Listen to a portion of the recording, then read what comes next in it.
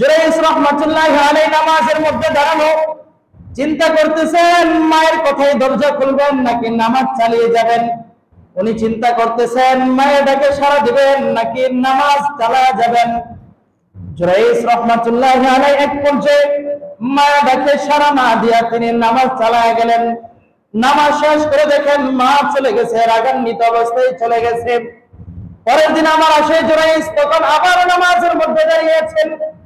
এবার আবার ডাক দেয়, জুরাইস বাবা আমি তোমার মা এসেছি, দরজা খোল। জুরাইস রাহমাতুল্লাহি আলাইহি চিন্তা করেন মায়ের ডাকে সাড়া দিবেন নাকি দরজা খুলবেন। জুরাইস নামাজের মধ্যে দাঁড়ানো, তিন নামাজটাকে বেশি গুরুত্ব দিলেন মা বাবা ডাক দেখে। তিনি নামাজ চালিয়ে গেলেন, মায়ের ডাকে কোনো সাড়া দিলেন না। জুরাইস এই দিনও তার মা চলে যায়। জুরাইস নামাজ পড়ে দেখেন মা চলে গেছে। পরের দিন আবার আসে, যা বলে জুরাইস আমি তোমার মা এসেছি, তোমার দরজায় এসেছি, বাবা দরজা খোলো, দরজা খোলো, তোমার চাঁদ চেহারাটা আমি একটু দেখি। জুরাইস আবার চিন্তা করে নামাজ চালাবো নাকি মা ডাকে সাড়া দিব। জুরাইস মা ডাকে সাড়া না দিয়ে নামাজ চালিয়ে যায়। নামাজ যখন শেষ হয় তখন তিনি দেখেন যে তিনার মা ইতিমধ্যে চলে গিয়েছেন।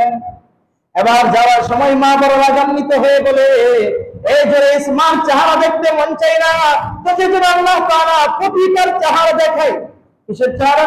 পতিত অর্থাৎ বেশ্যা নারীর চেহারা যেন তোকে দেখাই। এই কথা বলার সাথে সাথে তিনি চলে গেছেন। এরপরে কিছুদিন পরে আপনার গোটা রাজ্যের মধ্যে একটা সংবাদ ছড়ায় পড়লো যে জুরাইস একজন মহিলার সাথে খারাপ ব্যবহার করেছে, একজন মহিলা সন্তান প্রসব করেছে। মহিলা দাবি করে যে ওই আগের জুরাইস ওই সন্তানের বাবা। এক পর্যায়ে এই ঘটনা রাজ দরবারে চলে গেল। এবার রাজা জুরাইসকে ডাকলেন, ডেকে বললেন, ও জুরাইস বলো, এই যে ঘটনা মহিলা বলতেছে এই সন্তান কি তোমার কিনা, বলো কিনা বলো। এবার জুরাইস বলতেছে আমি তো এই মহিলাকে চিনি না, আমার সন্তান হবে কোথা থেকে। বলতেছে না সন্তান তোমার, যদি তোমার না হইতো তাহলে মহিলা কেমনে বলতেছে যে সন্তান তোমার। বলতেছে না সন্তান তো আমার না, আমি মহিলাকে চিনি না। এবার জুরাইস রাহমাতুল্লাহি আলাইহি বলতেছে ঠিক আছে তোমরা যদি না মানতে নারাজ হও সন্তানকে আমার কাছে দাও। এবার সন্তানকে যখন কাছে রাখা হইল, কাছে